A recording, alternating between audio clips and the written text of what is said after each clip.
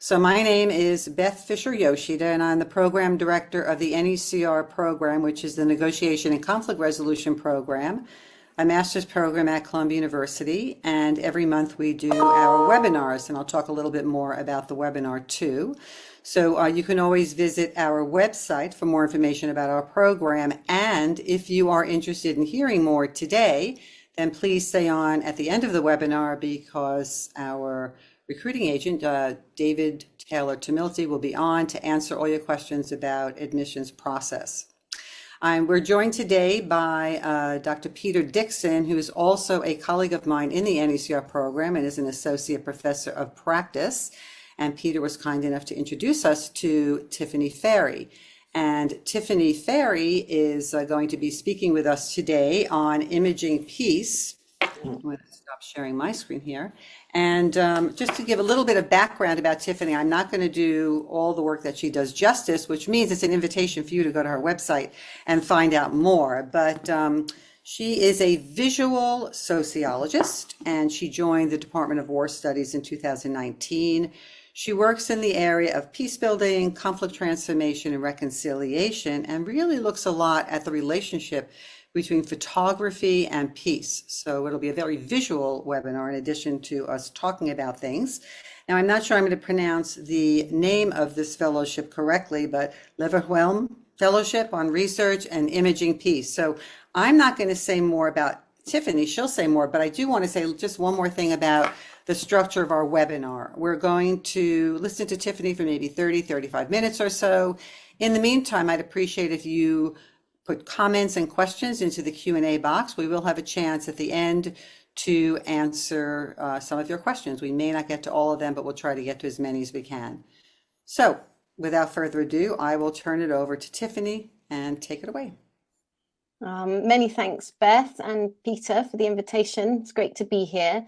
So yeah, my name is Dr. Tiffany Fairey. I'm based at King's College in London in the Department of War Studies, but I'm a peace scholar rather than just solely focused on war. So I'm just going to start sharing my screen so we get the images up. Can you see those all okay? Is that good? Great. Okay, so my research is concerned with the visual politics of peace and the role that photography might play in the disruption and transformation of conflict and building of peace and dialogue. And it draws on interdisciplinary research from peace and conflict studies, from arts-based and narrative peace building, visual IR and photographic theory, and of course to participatory and collaborative visual methodologies. And I use all of these different areas to investigate how different community engaged and driven photography initiatives operate as forms of localized peace photography, which I'll explain a bit more. So my focus is on when ordinary people whose lives are directly affected by conflict and violence are taking and using photography to resist violence, to interrupt cycles of conflict, and also to foster cultures of peace. So talking about images and photography might seem quite superficial, maybe at times like ours, that are so urgent and volatile. But the central premise of my research is really how we see peace and whose versions of peace we see matters, because it shapes the kind of peace that is possible and also how peace is built and sustained.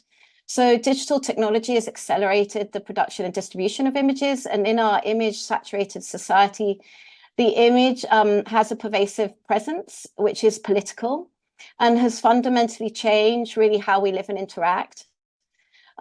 Images work inaudibly, but also powerfully as forces to shape our memories, histories, politics, and also our perceptions of each other's.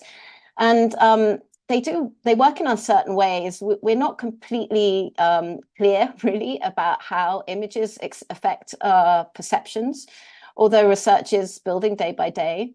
But even though we're uncertain about the ways that images shape our perceptions, we do know that they can entrench and inflame political division or work to bridge and divert it. So in defining what we see and in what is left unseen, images, we can say, frame the conditions for political possibility. And when we understand peace and peace building as essentially political processes, we can see how images directly shape the kinds of peace that are possible.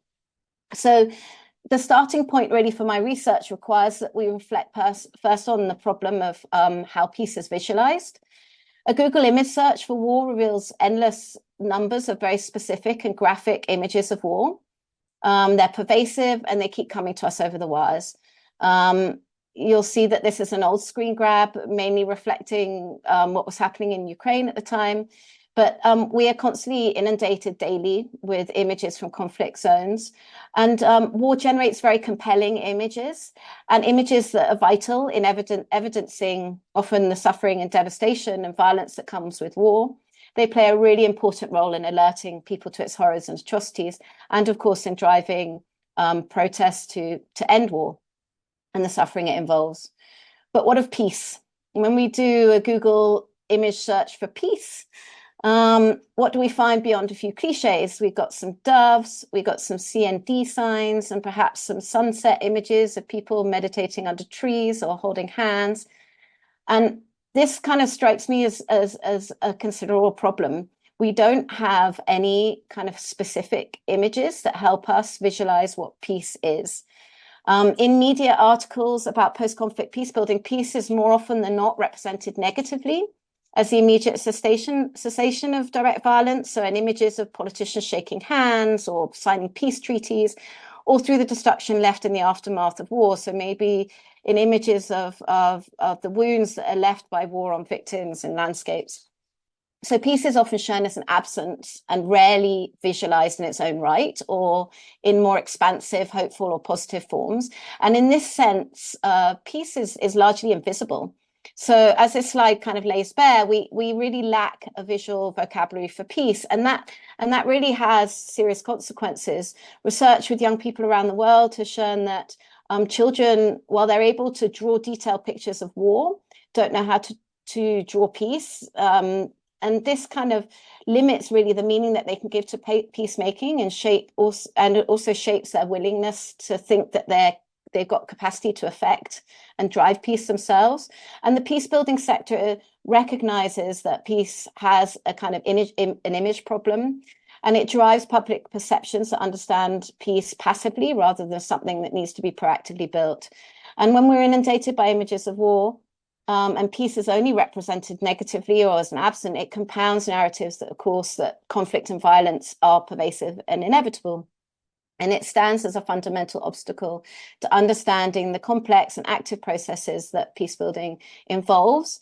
And vitally, it strips those who are directly affected by conflict and who are often working fiercely to protect and sustain peace of agency.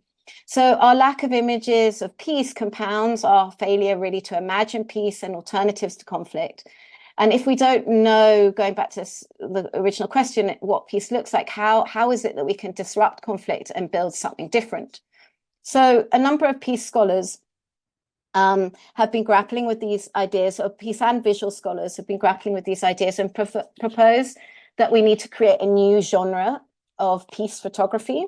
And this is a form of photography that Frank Moller describes as thinking about how peace is visually represented and how such representations can contribute to or even anticipate peace. And he stresses two things. Firstly, that a peace photography has to be future orientated. So it has to look and acknowledge the past harms and suffering of conflict, but it also has to look beyond them to visualize past to a future that's distinct from the past violence. And he also stresses that peace photography is concerned more with the process of everyday image making and its ripple effects for peace and its insertion within wider peace processes than in the creation of iconic images, which is, of course, often the focus of photojournalism. So peace photography, another scholar, Stuart Allen, insists requires a profound reimagining of form, practice, and epistemology that expands our understandings of what the medium is capable of doing and what it's tasked with. And it really requires as well that photography documents the complexities of lived suffering caused by war, but also engenders opportunities to visualize alternatives and that pushes beyond and disrupts the fixed binaries that really root many of the conversations that happen around conflict of good versus evil, victim versus perpetrator, or us versus them. And it works to transform conflict by supporting healing and inspiring imaginaries and disrupting these kind of boundaries. So I've worked for almost 25 years with participatory and community photography initiatives around the world. And it struck me reading these scholars who are kind of looking to will this new genre of photography into existence, that I actually knew many groups and people who were already doing peace photography, but they just didn't name it as such. So I set out to undertake a multi-country study of peace photography to build an empirical research and a knowledge-based on localized photography initiatives that were working with communities to generate images and to better understand how visual and peace practitioners in countries with recent and ongoing experiences of war or conflict, mass violence, how they were using photography with communities to disrupt conflict and support just peace processes. So my aim has been to build contextualized knowledge on the methods, ethics, and impacts of participatory and collaborative forms of peace photography initiatives in these very diverse peace and conflict settings, because of course, peace and conflict look very different in different places and according to different people. And arts-based peace building and peace research itself really has established that there's no one-size-fits-all approach to conflict transformation. So the multi-country nature of this research was vital. I wanted to better understand very diverse applications and uses of photography to foster peace and dialogue, so I could build a very kind of plural picture. And much of this work, like many locally orientated arts and visual work that is aimed primarily for local rather than international audiences, is often under the radar, under-documented and under-researched. So I've been working in collaboration with lots of different partners.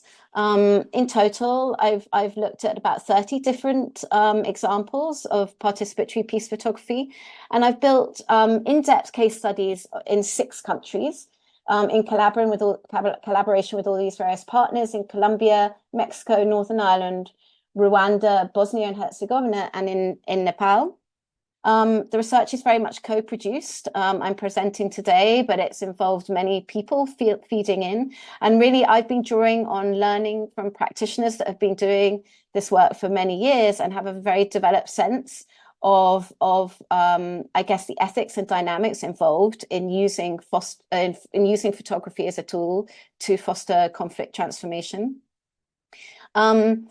These are noteworthy projects because they really represent a kind of a mix of long-established initiatives, so practitioners who have been doing this for decades, but also more innovative contemporary initiatives.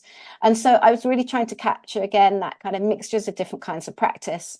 So the partners that I've been working with, in keeping with my kind of quest for looking at very different kinds of initiatives, have been using a diverse range of collaborative and participatory visual methods. And with those, I'm slowly trying to kind of build or contribute to building a typology of peace photography methods.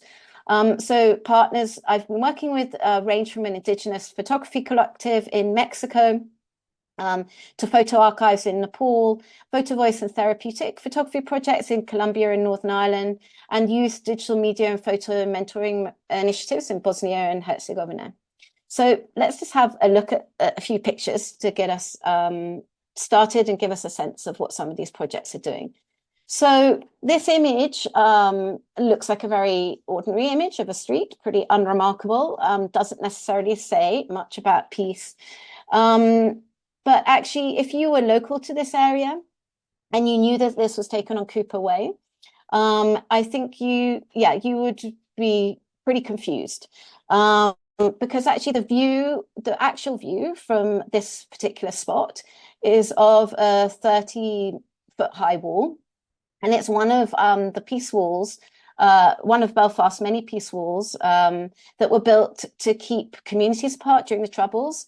And also there have been just as many. There have been many that have been built since the Good Friday Peace Agreement, and they continue to stand in Belfast and across Northern Ireland.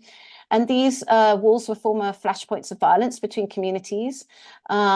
and they were used to separate nationalist and loyalist communities at these particularly fraught moments, and have actually over the years often been built higher and higher. Now, the Cooper Way wall is one of Belfast's biggest. Some of them are what's called invisible peace lines. Some of them are actual structures, and Cooper Way is known as one of the biggest. And one of the partners I work with always joke that the walls got bigger as the peace process has progressed. It's really for communities living in these areas alongside the walls. They suffered disproportionately from the violence and disorder for the Troubles and continue to endure high levels of multiple deprivation. And this image was created by young people who were living either side of the Cooper Way peace walls from nationalist and loyalist communities.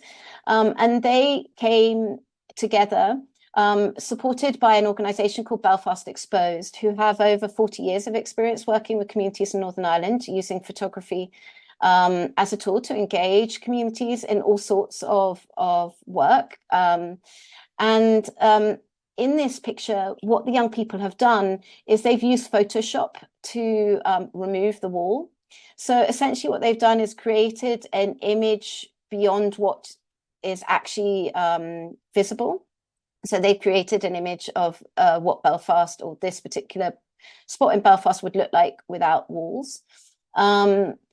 Peace scholars often talk about peace as potentiality, as a possibility that requires efforts and imagination to achieve. And in many places where peace has been declared, it's still incredibly fragile and far from day-to-day reality. And there have actually been a lot of efforts in recent years to take down the peace walls. But of course, many people living alongside the walls have got so used to them being there that they really don't feel safe. In a context where divisions are still very entrenched, they really don't feel safe without them. And actually, the young people who are involved in making this image themselves, they themselves did not feel comfortable necessarily about the wall coming down. But what they were able to do in creating this image was to imagine together what it might be like without the wall. And what a lot of people say in Northern Ireland, that a key step to bringing down the walls in a context where division is so entrenched is that the biggest barriers are really the ones in people's heads. And so in this way, Belfast Exposed are really using photography as a way to engage people's imaginations and to get them to kind of creatively play with the idea of what it might look like without a wall. And actually then they use these photos within the local communities. They insert them in exhibitions, things, without telling people what the picture's of, and use them as a way just to provoke a dialogue around how it might actually, how living with walls it might actually be. But also what was key about this one is that it was two groups of young people who came together to make the image, and they worked on it together, producing a collaborative work out of images that they themselves had taken on either side of the wall. So there's an actually embodied process of creating the image together, which enabled a whole dialogue really about how they might imagine and think of a different future without the wall there itself. Now, Belfast Exposed as well have been involved in lots of therapeutic photography projects. They work a lot with those directly affected by conflict-related and intergenerational trauma, using photography as a means to support mental well-being. Rates of mental health diagnosis have soared in Northern Ireland, and there really aren't sufficient services. Belfast Exposed found that in a lot of their feedback from communities that communities really appreciated the role that photography was playing in terms of carving a space for them to process experiences, forms of trauma. And so then Belfast Exposed, in response to this, started more deliberately developing their therapeutic photography work. And they now work extensively with local health authorities and community organizations that are supporting people dealing with post-traumatic stress. This particular image is by someone called Jim. He was a former soldier suffering with PTSD, and he worked with Belfast Exposed over a number of years. And in part of his work, he revisited places on the Northern Irish borders that he had patrolled, had been places that were especially traumatic for him. In this process of kind of going back to re-photograph these places, he was able to re-engage and reconnect to the landscape and almost work to reframe his story, which supported his own recovery. I've got a quote from him because it's probably best he explained. But he said, "This has really changed my mind and view. All these years of thinking about this place as a landscape I had to navigate my way through in fear that was causing me harm has now changed. I now see the beauty of the border landscapes and I'm more at ease with myself." So jumping to another example, I've been working also with a photographer called Jacques Nikinzobo, who is the director of the Kigali Center for Photography in Rwanda.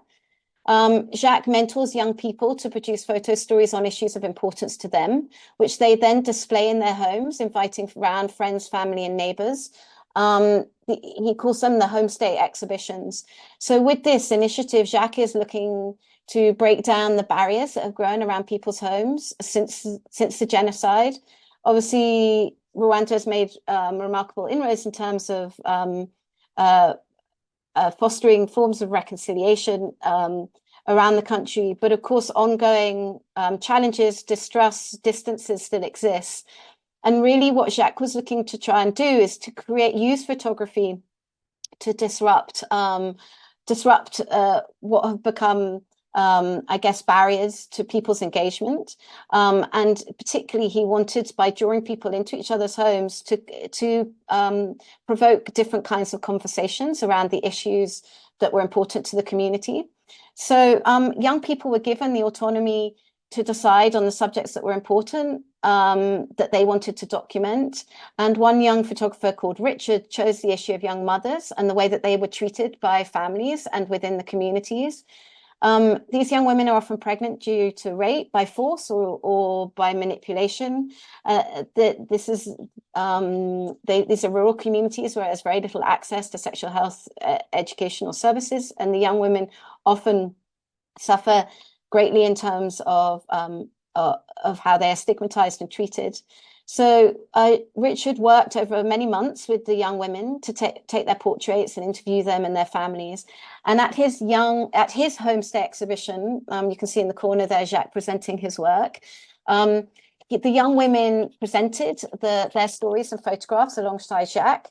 We undertook evaluative research on different people's perceptions of the exhibitions, and many fed back on how the images allowed them to have conversations beyond what were just represented in the actual pictures. So their conversations touched on issues surrounding the experiences of the young mothers around gender inequality, sexual violence, and of course the role of young men, parents, and the wider communities and their responsibilities in relation to these issues. So what we found was the images were able to, they served as a kind of mediator of different people's opinions and allowed for more layered, horizontal, and complex conversations. And Jacques noted especially that everyone made an effort to ensure the young mothers weren't made to feel judged, and there's a general acknowledgement in the wider audiences around how actually everyone had a responsibility and that the young mothers carried too much of the burden of blame. The young mothers themselves described how they felt seen, and different audience members also commented how the event drew the community together. And while, of course, they're not going to find any particular resolution or immediate be able to resolve these kind of issues just through a photography exhibition, they did speak to how the exhibition served to shift their perspective and understand better the experiences of these young women. Now, these kind of initiatives are small scale, and we haven't been able to research how and if their effects endure. And the claim is not that this exhibition is going to lead to radical or structural change, but what it does demonstrate is the opportunities that these sorts of initiatives can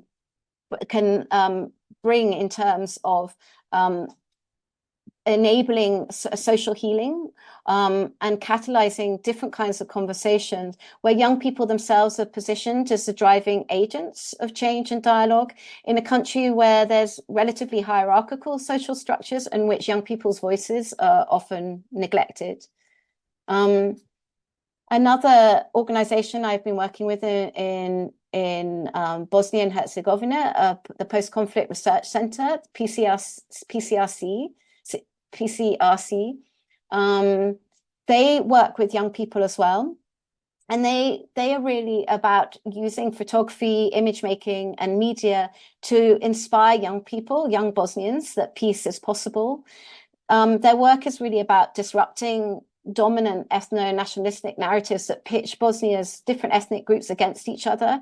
So in a context where there are still deep entrenched ethnic divisions that continue to threaten peace in the region, young people are growing up with little contact or knowledge often of different ethnic groups within their country, and also they're also growing up with very different versions of history in a country that's got issues with corruption as well as high rates of youth unemployment. So many young people feel very disillusioned and cynical about politics and peace.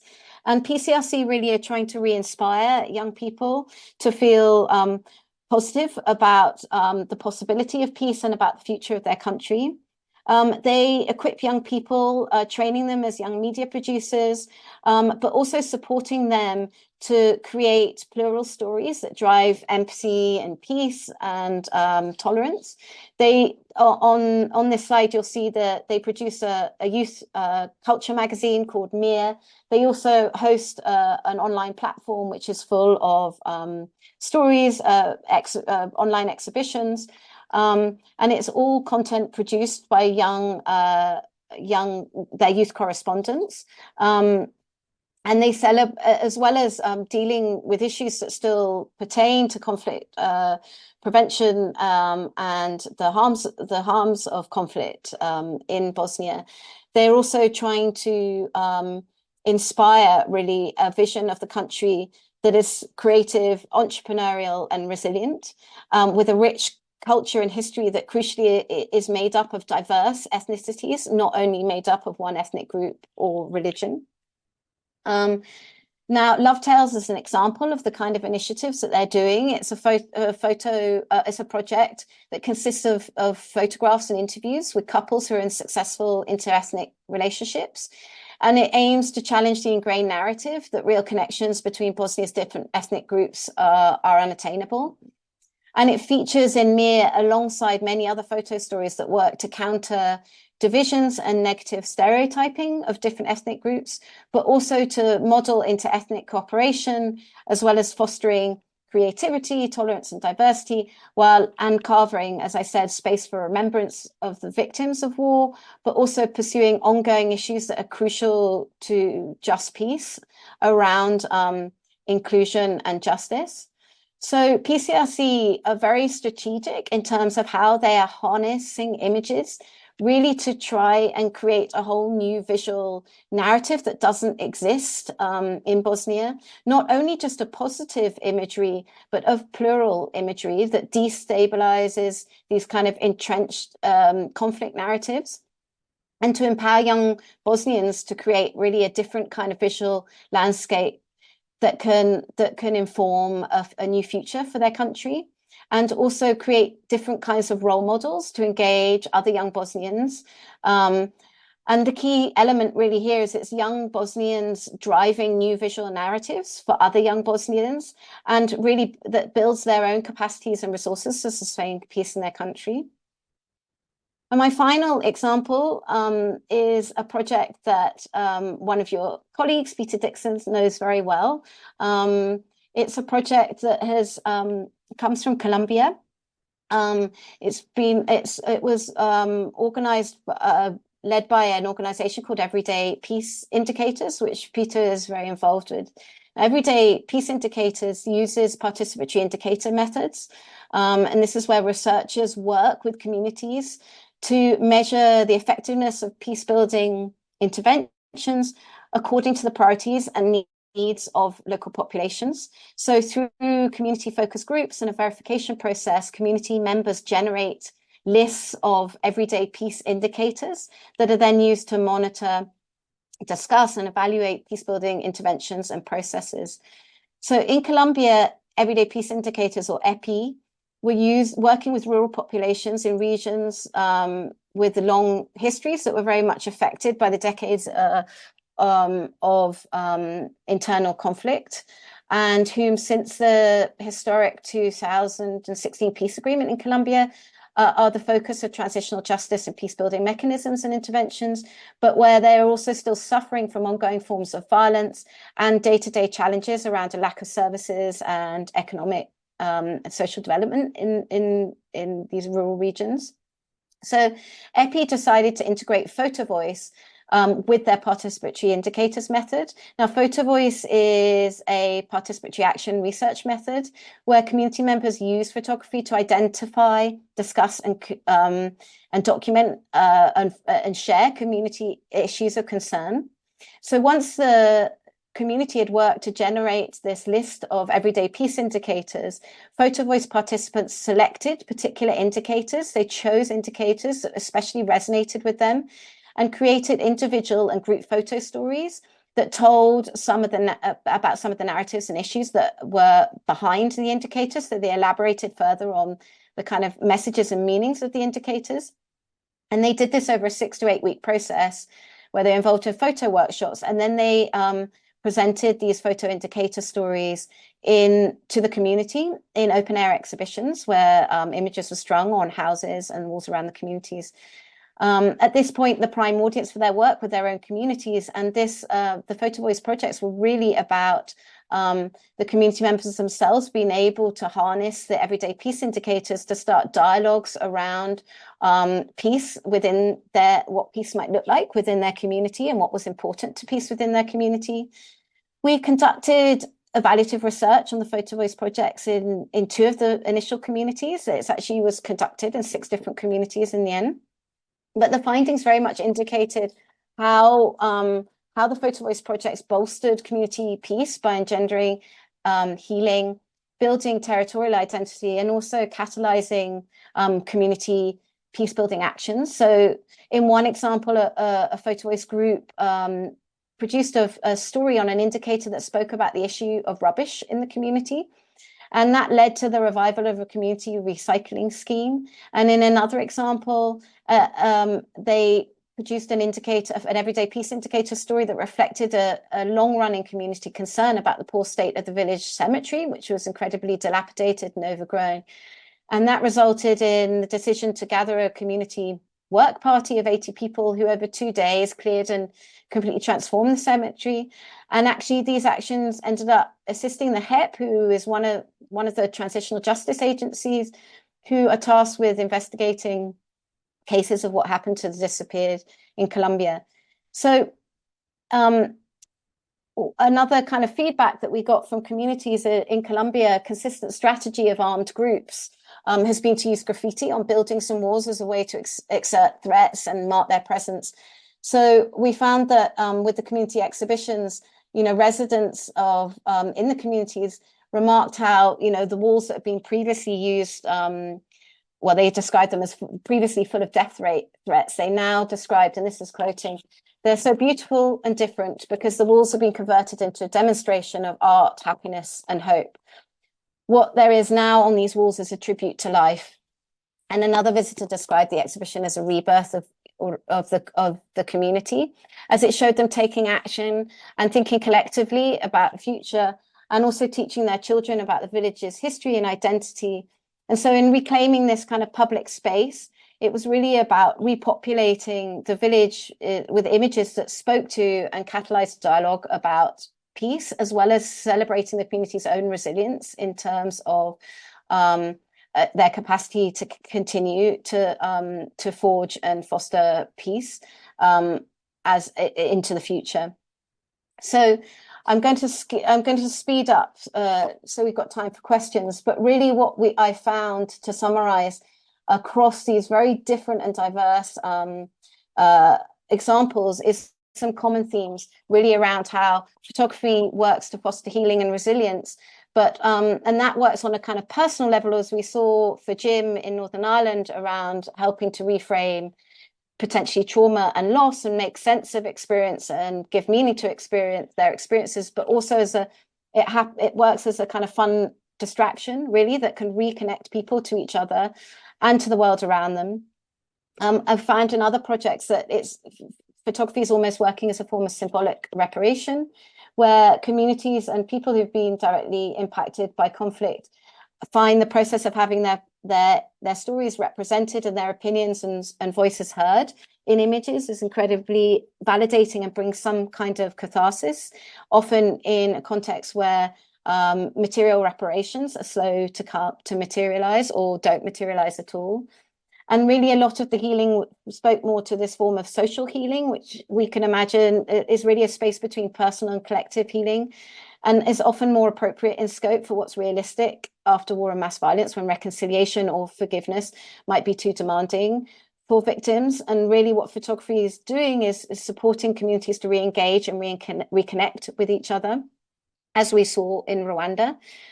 So that leads to this idea of photography as really images being catalyzing a pluralist dialogue and connection. So I think we probably have all had the experience when we look at an image, everyone sees different things within an image. We can all look at the same image and see very different things.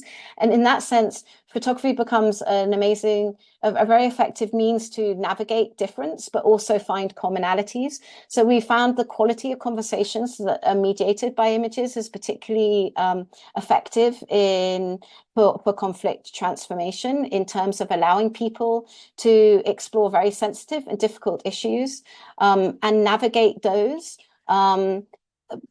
by kind of acknowledging difference, but also potentially seeking to find some commonalities and allowing those differences and commonalities to sit alongside each other.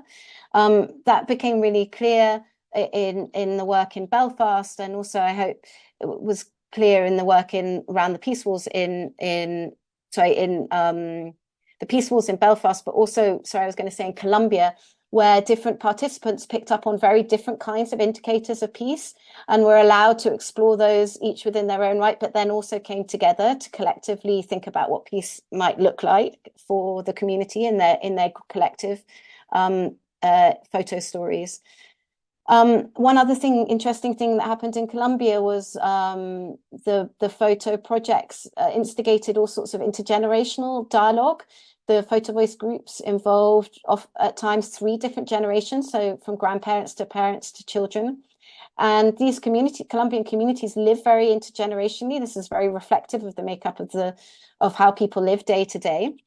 But what was interesting is that the conversations that happened within the photo voice workshops were very different to the quality of conversations that happened at home. So we had young people finding out about the history of their communities that they didn't know.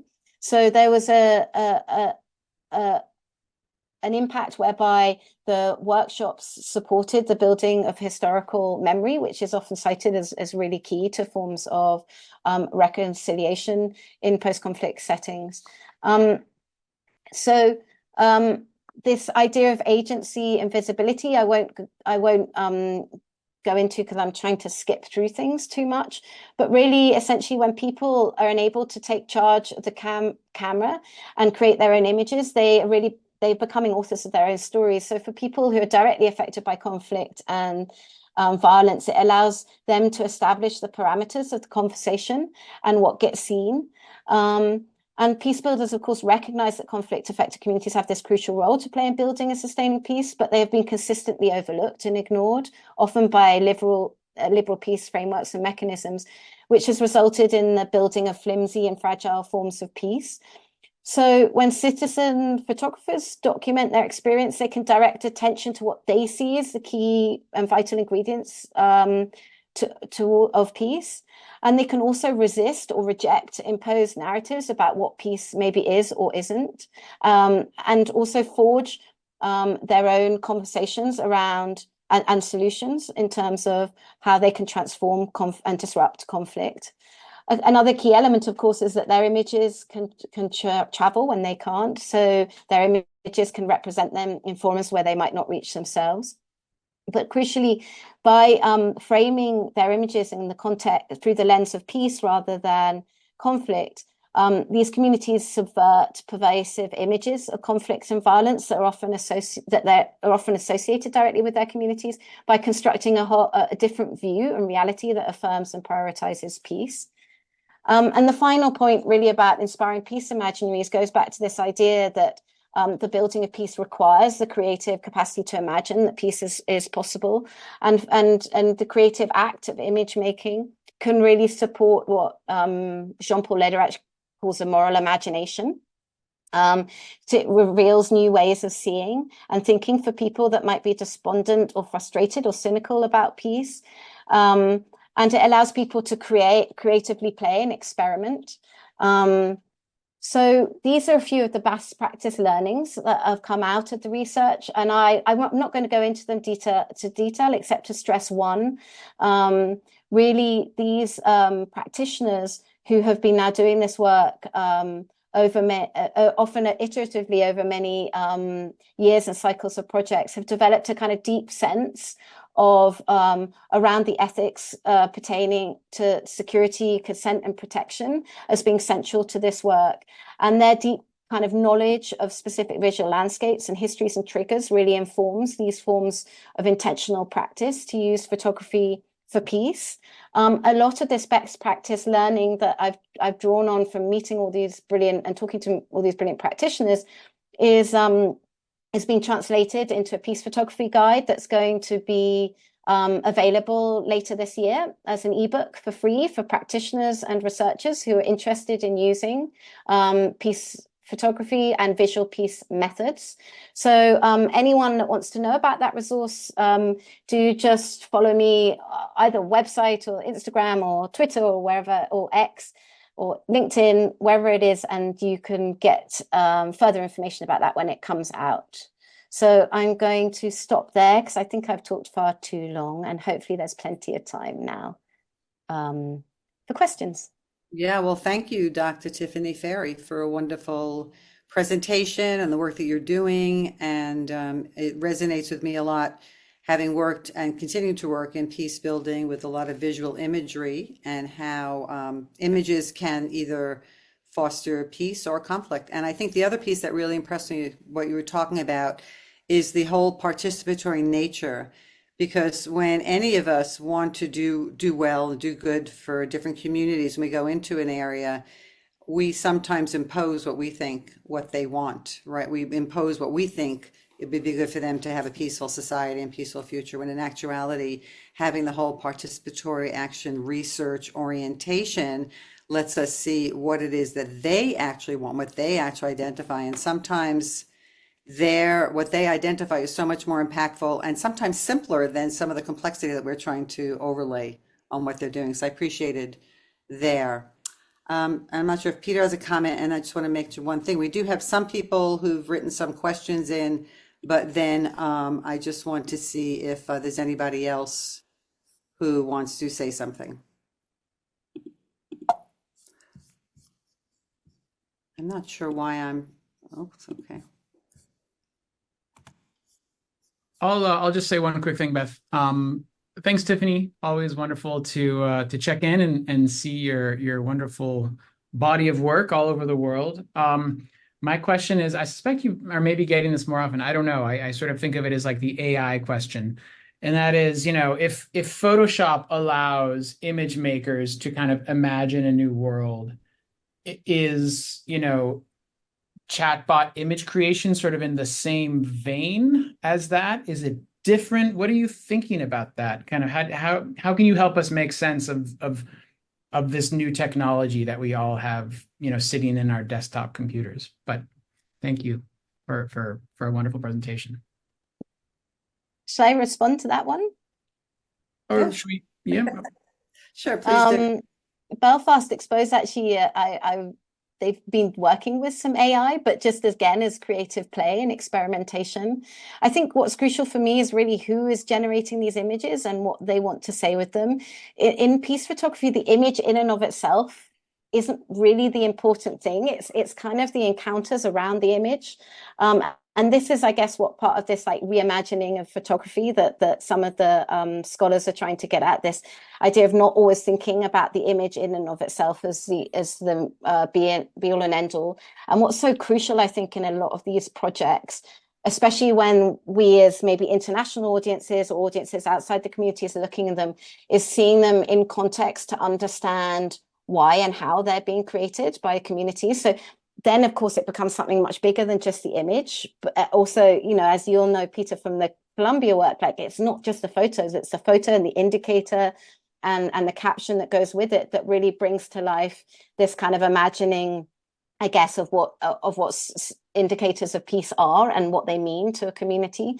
So when it comes to AI, I'm kind of, it's not that I'm not interested. I think it poses loads of creative opportunities for communities to kind of play and envisage peace. Like Mervyn in Belfast Exposed, he does really fun projects with children. And he's like, well, you know, we've got this city, it's full of, that looks like this, but it could be anything. We can make it anything, you know, so they could put a beach in the middle of West Belfast. So in that sense, he's using it to creatively engage young people, to kind of think out the box, to play, I guess, to play.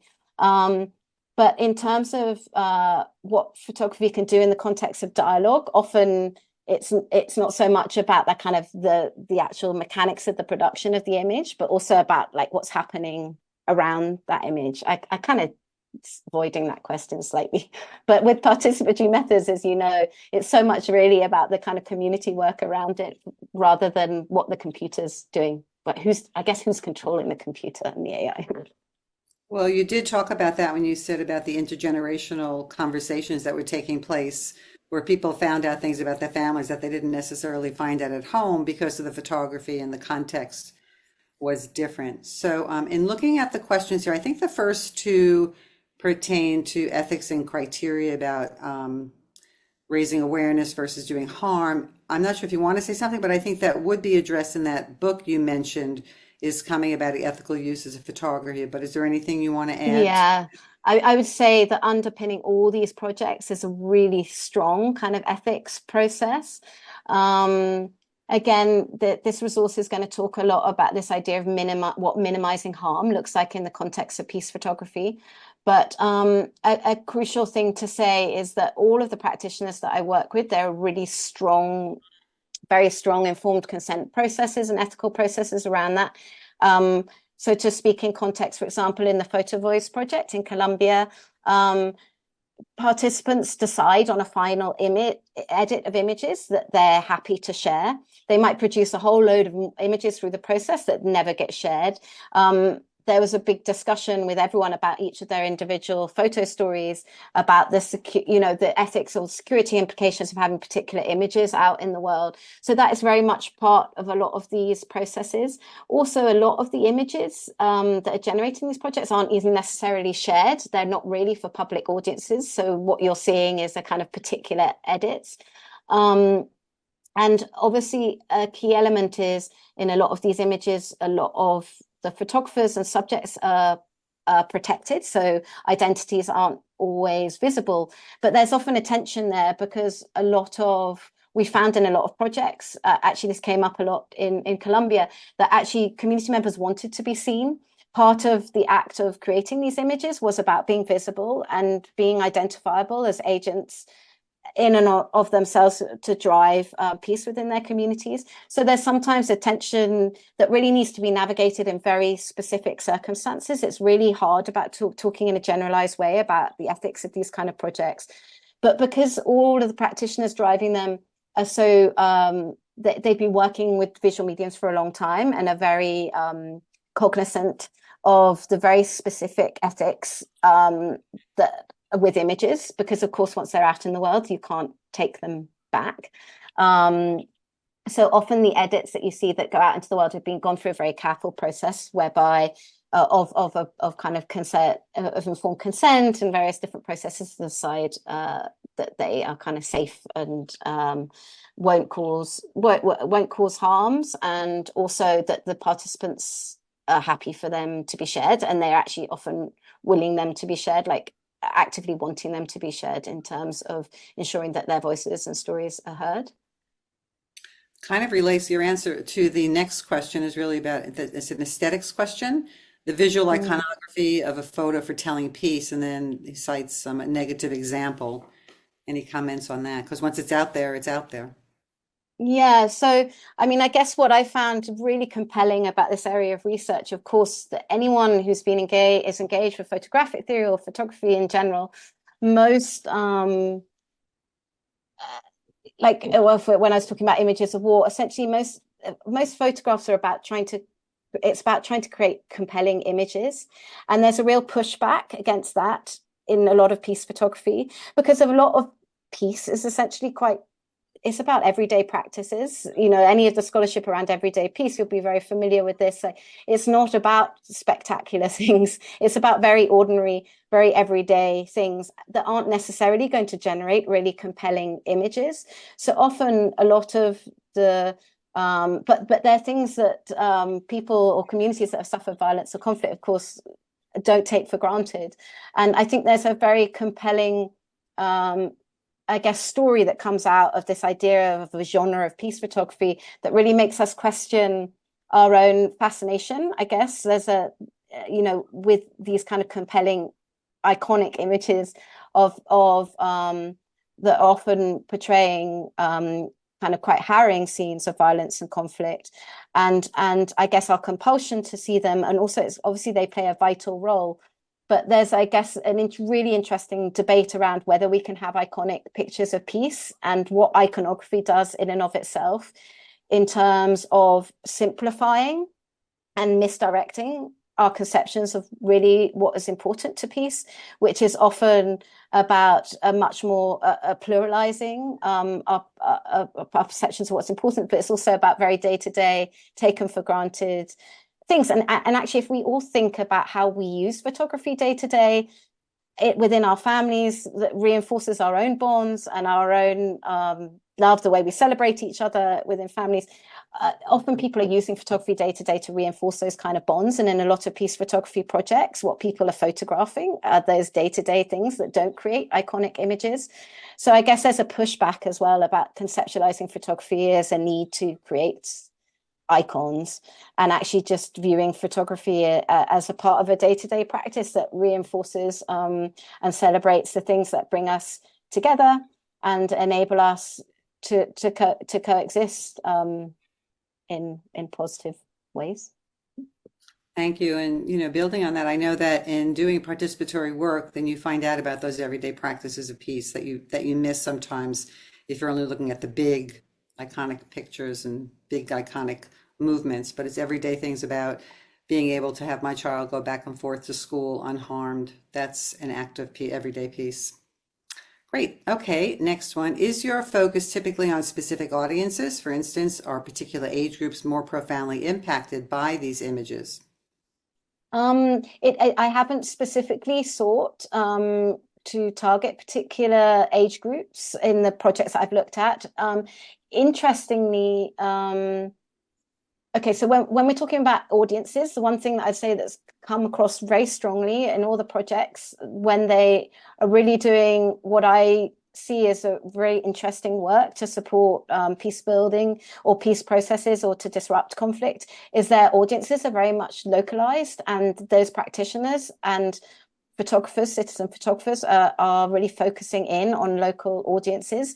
They're interested in talking to each other and creating dialogue within their own countries, within their own villages, within their own homes, within their own families. This isn't Ariella Azalea. She's a fantastic photography scholar. She contrasts ideas of horizontal and vertical forms of photography. A lot of the way that we think of photography in terms of its distribution and consumption is about an image that's created and then sent upwards into an international art audience, media audiences or whatever. But actually what's very compelling about these peace photography projects is often the prime audiences are very local. And it's really about enabling communities to speak to each other and, of course, to speak out to wider audiences. But that often comes as a secondary factor, and often they're recurating or repackaging the work for different audiences. But a lot of these projects, a lot of the projects Belfast Exposed does, for example, none of those images would really be necessarily done for international audiences. And going back to different age groups, I've seen projects with children, with young adults, with older communities. There really isn't a particular focus. Often in the literature around this, you'll see a lot more written about youth projects. But actually what I found is there are projects happening with people of all ages. They just are kind of often geared and oriented and framed differently. As I say, I've been researching participatory photography projects for a long time. And as I say, often it's geared towards youth. And what has really struck me actually about specifically looking at participatory peace photography initiatives is how many of them actively being done with adults and using photography specifically with adult communities rather than just children. Great. So we are running out of time. Sorry we didn't get a chance to go to all the questions. But Tiffany, would you like to mention one more time how people can follow you or get in touch with you or find out about? Yeah, I'm on LinkedIn. There's an Instagram for Imaging Peace. I'm hoping that all the details will be in the information of the talk. So yeah. Anyway, and happy to hear from anyone. And there were some great other questions. So please do get in touch directly.